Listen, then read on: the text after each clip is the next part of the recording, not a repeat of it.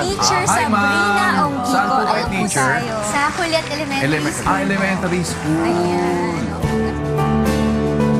Nagpakita rin ng di matatawarang pagmamahal at dedikasyon sa pagtuturo ang public school teacher na si Sabrina Ongkiko.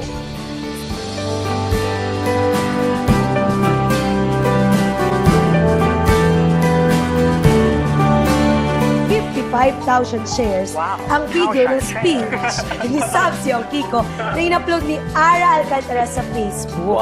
Sa YouTube naman, in-upload ito ng TEDx Talks na tumabot sa 44,000 plus na views. Si Sabsi ay isang Ateneo graduate lang naman na ngayon ay isa ng public school teacher. Para sa ating Pilipino Ako segment na nagmamalaki sa magagandang kaugalian ng mga Pilipino, kilalanin natin ngayong araw na ito si Teacher Sabrina Ongkiko ng Kuliat Elementary School.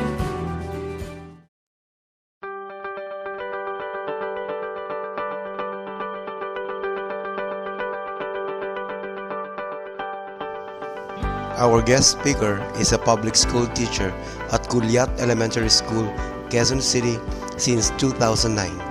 She finished her Master of Education from the University of Melbourne as an Australian Leadership Awardee and received the John and Elizabeth Robertson Prize for Best Research Essay in Education.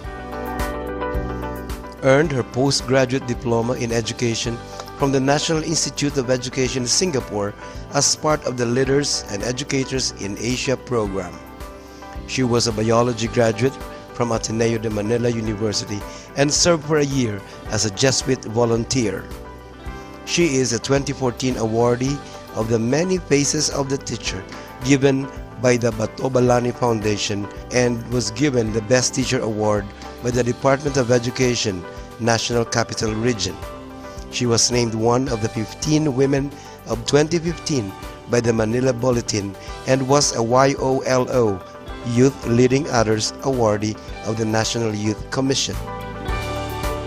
Our guest speaker shared her story as a public school teacher at the first TEDx conference at the Ateneo de Manila University, where she got a standing ovation. Passionate about education, she has spoken in different venues, including the UNESCO conferences in Thailand and Paris. She heads a teacher community called Kapet Guru and advocates for teacher empowerment through telling stories, encouraging and opening doors for other teachers to reflect on, articulate, and share their own stories. She is a teacher, leader, speaker, facilitator, trainer who believes that through passion, skills, and competence, one can provide quality education and development of public schools to Filipino students in particular and the country in general. A warm welcome to Miss Lu Sabrina Saavedra Ongkiko.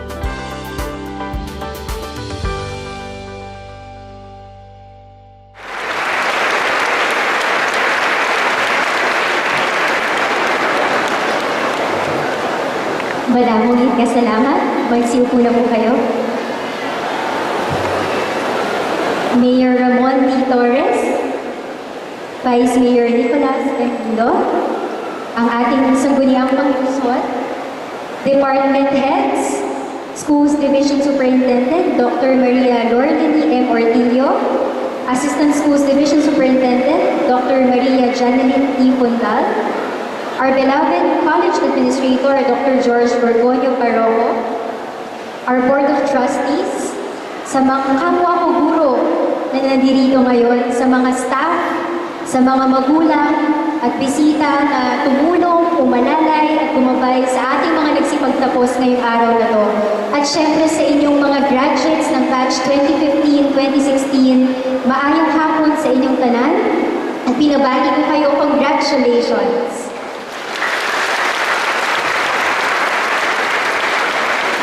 Napakaswerte ko po at imbitahan akong magbahagi at makabihagi sa inyo sa pagtatapos ninyo sa hapong ito. Bago mo magsimula sa commencement speech, gusto ko po muna kayong kumustahin. Sino diri ang masadya ngayong araw na ito? Siyempre, sinong masaya dahil guwapo o maganda siya? Yan ang confidence. Siyempre dahil graduates na kayo, di ba? Sino naman ang masubok? Malungkot. May malungkot ba dahil magkakahiwa-hiwalay na kayo, yung mga friends niyo dito? Sino dito ang proud?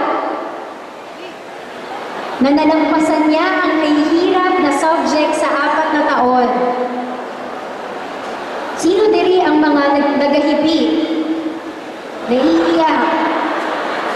Dahil kahit gaano karaming problemang dinadaanan, ay nandito siya ngayon at nag-graduate. At sino ang excited na maghanap na ng trabaho tapos nito? Yan. Sa puntong ito, tapos ka na mag-aral. Pero hindi ibig sabihin, tapos ka nang matuto. Kung dati, ang karamihan ng natutuhan mo ay nakukuha mo sa loob ng classroom, pag-alis mo sa Bago City College, ang magiging classroom mo ay ang mundo. Wala na itong pader. Kahit saan ka magpunta, yun ang classroom mo. Ang iyong magiging teacher ay ang buhay. Walang schedule ang klase ng buhay. Minuminuto, meron siyang maaaring ituro sa'yo. May mga pagsusulit pa rin ba? Oo naman. Pero ang pagpasa mo dito ay nakabase sa kung gaano katatag ang iyong loob para lagpasan ang mga pagsubok. Bilang hindi pa ako ganun katanda, alam ko marami pa akong kailangan matutuhan. Pero hayaan niyo po ako na sana magbigay ng iilang habilin para sa inyong mga graduates. Umpisahan natin sa kwento ng isang bata, ang kanyang nanay, at ang pinya. Panoorin natin to. และสับปะรด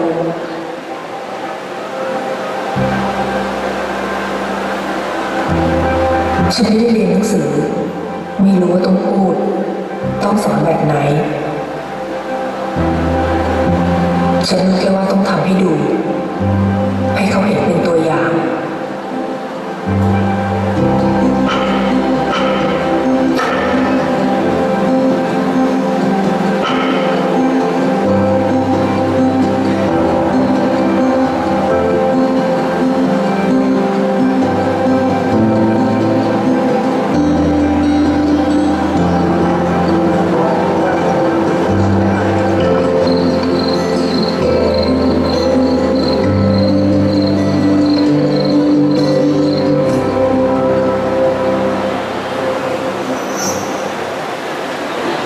เป็นไงล่ะ อร่อยกว่าไอติมอีกใช่ไหมจ้าแม่ น่าทำขายนะแม่เนาะ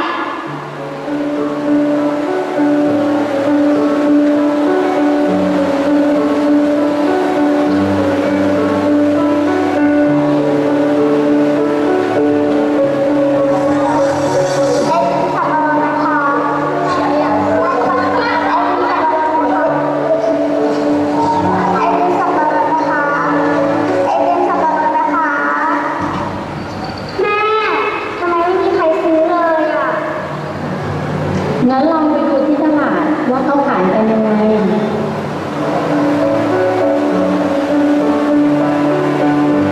มีไหมจ๊ะราคา3 บาท 10จ้า มีจองครับมีอร่อยครับมีจองครับจ้า มีกองราคา3 บาท 10จ้า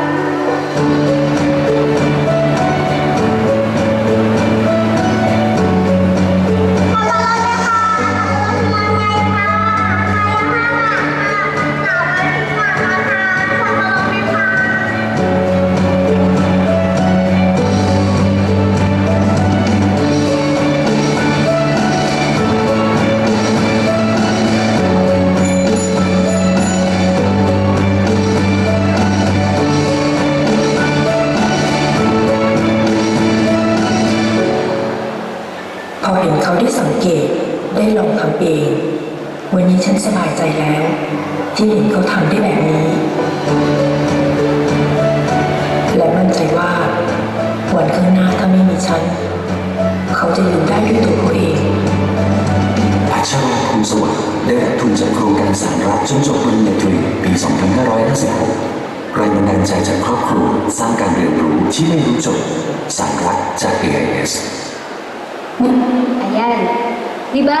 Siguro yung iba sa inyo, kaparehas ng kwento ng nanay at ng bata. Pero sabi ng nanay sa huli, alam niya, siguro someday, pag hindi na siya nandun, pag wala na siya, alam niya magiging okay yung anak niya. Paano nakakasiguro yung nanay na magiging okay ang kanyang anak? Sabi niya, ang kanyang anak can already learn from experience. Kaya niya nang matuto sa kanyang mga karanasan. And she can solve her own problems. At kaya niya nang maghanap ng solusyon sa sarili niyang mga problema. Paglabas mo sa bagong city college, mag-apply ka sa trabaho. Paano ka kaya sa interview? Kapag nagtatrabaho ka na, magkakaroon ka ng boss. O kung magsisimula ka ng sarili mong business, magkakaroon ka ng empleyado. Paano kaya sila pakikitunguhan ng tama? Minsan, hindi magugustuhan ng boss mo ang ginawa mo. Paano mo ito tatanggapin? Paano mo papubutihin ang inyong trabaho? Paano kung napapagod ka na? Paano kung wala ka ng gana? Paano naman kung gusto mo umangat sa trabaho, anong dapat at tama mong gawin? Paano babalansihin ang oras sa pamilya, trabaho, o love life at trabaho? Mula ngayon, karanasan na ang magtuturo sa'yo. Pero ito rin ang regalo ng video na nakita natin kanina.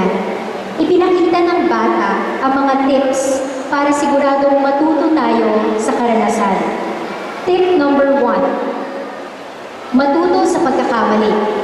Ang pagkakamali ay hindi nangangahulugan na talo ka na agad. Ibig sabihin lang ay may hindi ka pa nakikitang oportunidad. Tulad ng pagkakataon na walang bumibili nun sa bata ng pineapple popsicle, na hindi ba siya nakita na kung pwede niyang gawin. Tip number 2, magmasid o mag-observe. Kapag hindi mo na alam ang gagawin, tignan mo kung paano ito ginagawa ng iba. Tulad ng kung paano tinignan ng bata ang ginagawa ng kanyang nanay at ang ginagawa ng ibang nagtitinda sa palengke. Alamin mo sa kanila kung ano ang dapat at hindi dapat gawin. Tip number 3, subukan at gawin. Magkaroon ka ng lakas na loob na subukan at gawin ang mga bagay, lalo na mga bagay na bago sa iyo. At kapag nagkamali ka at pagkatapos mo magmasid, magkaroon ka ng lakas ng loob na gawin siya ulit. Tulad ng kung paano 2 beses sinubukan ng bata na magbenta ng pineapple popsicle. Sabi nga ni Lolo Alvin Toffler, the illiterate of the 21st century will not be those who cannot read and write, but those who cannot learn, unlearn, and relearn.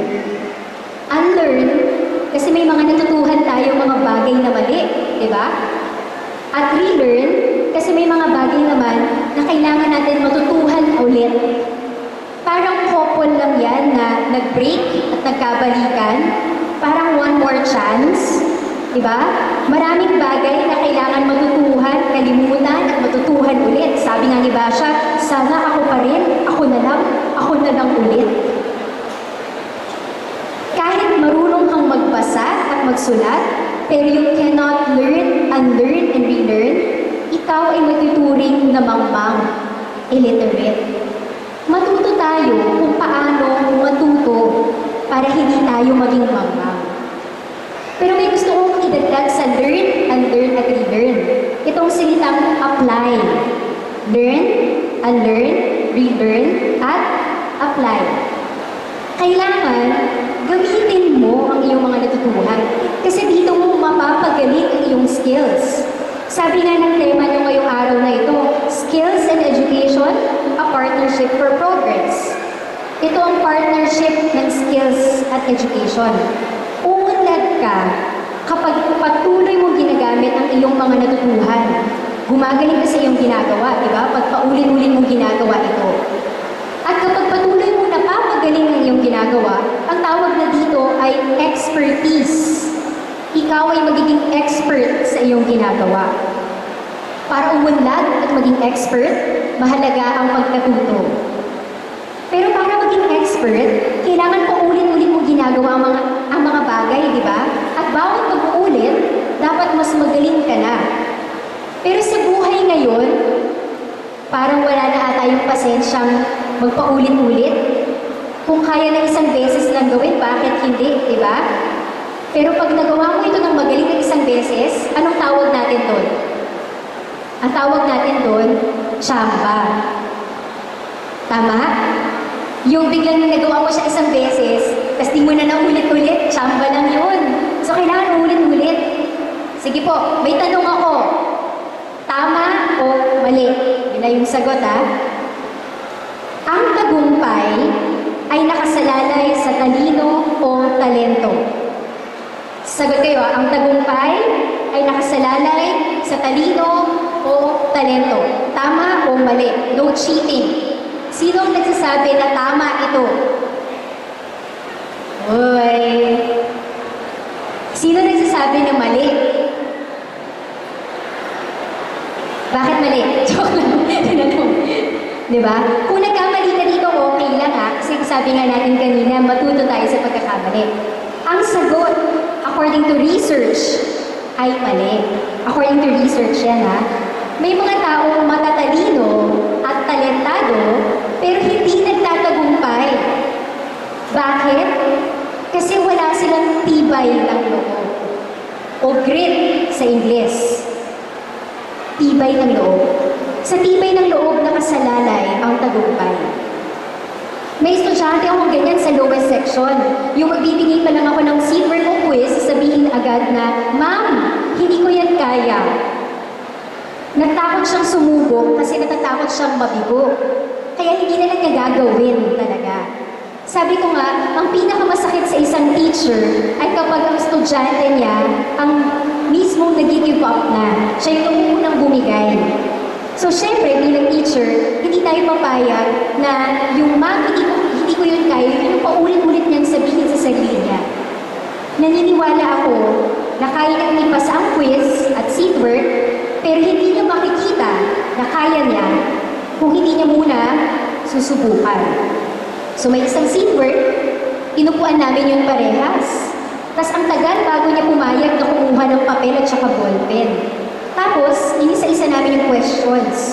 Ang lagi ko lang tanong sa kanya ay, paano mo malalaman ang sagot? Paano mo malalaman ang sagot? Ganyan. At natapos rin namin yung seatwork. Pagtapos namin i-check yung papers, lumaki yung mata ng estudyante ko.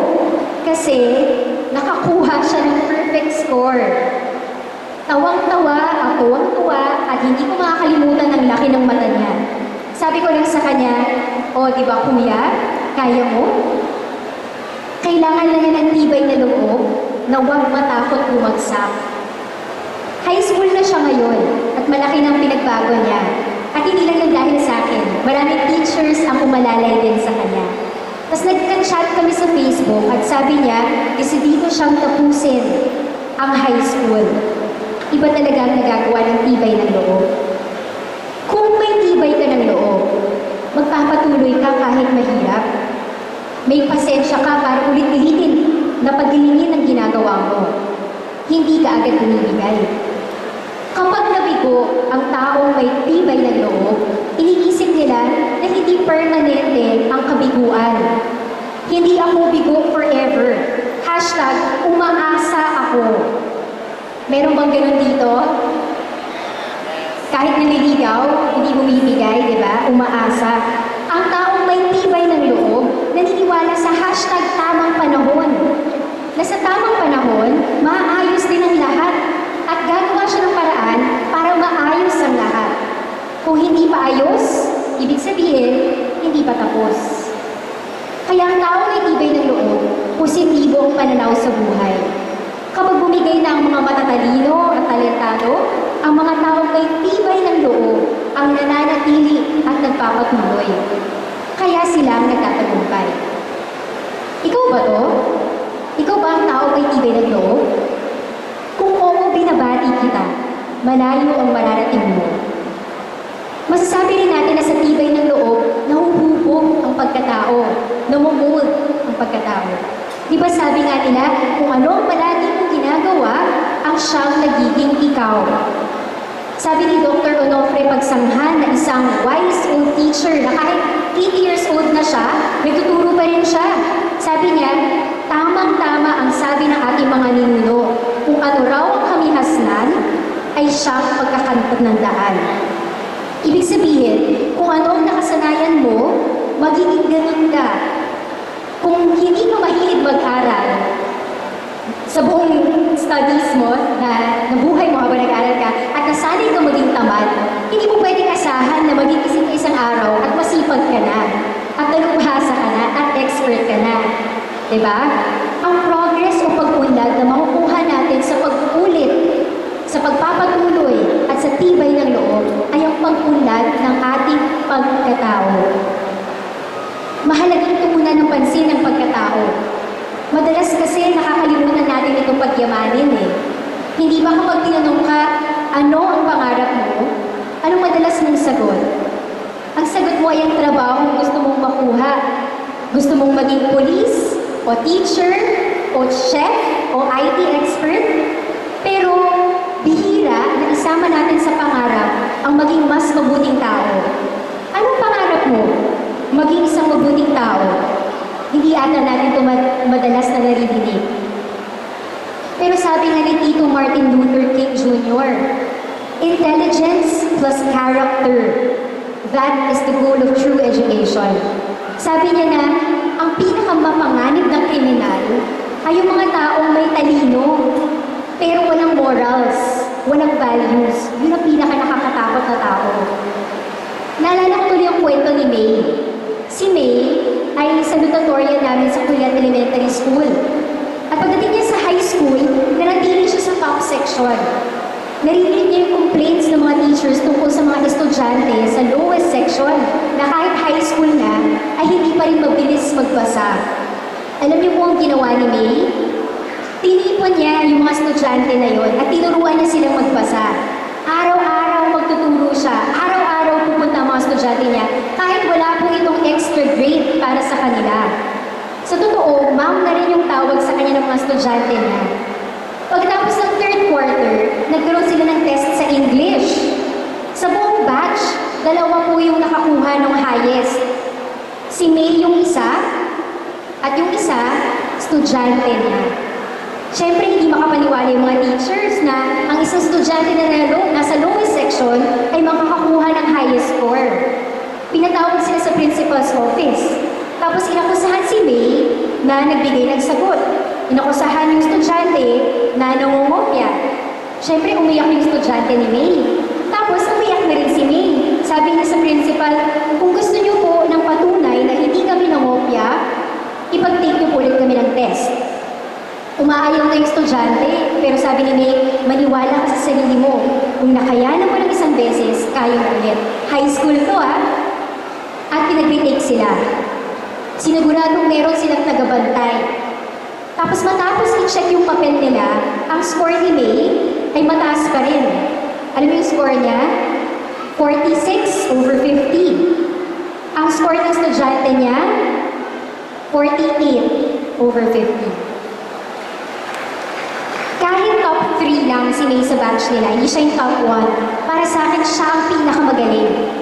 Dahil sa lahat ng matatalino, siya lang ang nakaisip na bumaba para gawing magaling ang iba. Tinanong ko siya bakit sa first section, siya lang nakaisip na magturo ng kapwa estudyante. Sabi niya, sinubukan niyang yayain yung mga kaklase niya magturo rin, pero busy silang lahat mag-aral para makakuha ng mataas na grade. Si May ang nagturo sa akin na alam niyo, mahirap maging magaling, pero mas mahirap maging mabuti. Mahirap maging magaling, pero mas mahirap maging mabuti. Kaya idol ko yung mga taong nagsisikap maging mabuti, kasi mas mahirap yun gawin. Kailangan ipagsama natin ang ating kakayahan, ang ating skill, at ang ating talino para makatulong sa iba. Yun ang tunay na taong magaling, ang kayang gawing magaling ang iba. Pero bakit kailangan natin pagsikapan para maging mabuti tayong tao? Bakit kailangan natin siguraduhin na lumalago din ang ating pagkatao at hindi lang ang ating knowledge at skill? Simple lang po yung sagot ko. Bilang pasasalamat sa mga tao at sa Diyos na naging mabuti sa atin, kaya kaya natin maging mabuti sa iba. Sa mga taong unang nagmahal sa atin, kaya kaya natin mahalin ang iba. Mga taong nagpasensya sa atin, na siniguro na andito tayo ngayon, suot ang inyong toga, at nagtapos. Bakit kailangan maging mabuting tao? Bilang pasasalamat. Bilang pasasalamat. Utang natin sa kanila na maging mabuti rin tayong tao para sa iba. Na maging mapagmahal rin tayo sa iba. Na alagaan din natin ang iba, ang ating kapwa. Na gawin din natin silang magaling. Sa ganoong paraan lang lamang natin sila masusuklian. Pay it forward. Ika nga, pasa, salamat. Pagpasa ng salamat. At ito rin ay progress. Dahil mula sa napulot natin sa mga taong nagmamahal sa atin, tayo naman na nagpapasa sa iba. At yung pinasahan natin, sana ay magpasa rin sa iba. At it's moving forward. It's progress. Bilang pangwakas, mag-iiwan ako sa inyo ng isang formula mula sa mga napag-usapan natin ngayong hapon na ito. Ang formula ay ito. Pagkatuto, so learn, unlearn, relearn, at apply, plus tibay ng loob na humuhubog sa ating pagkatao, plus pasasalamat na nag-uudyok sa ating magpasa rin ng kabutihan sa iba, equals pag-unlad o progress. Na sana'y humantong hindi lang sa pag-unlad ninyo sa inyong mga trabaho, pag-unlad sa sarili at ng kapwa, kung hindi pag-unlad din ng mahal nating bansa. Muli, binabati ko kayo at madamong kinasalamat sa inyo tanong.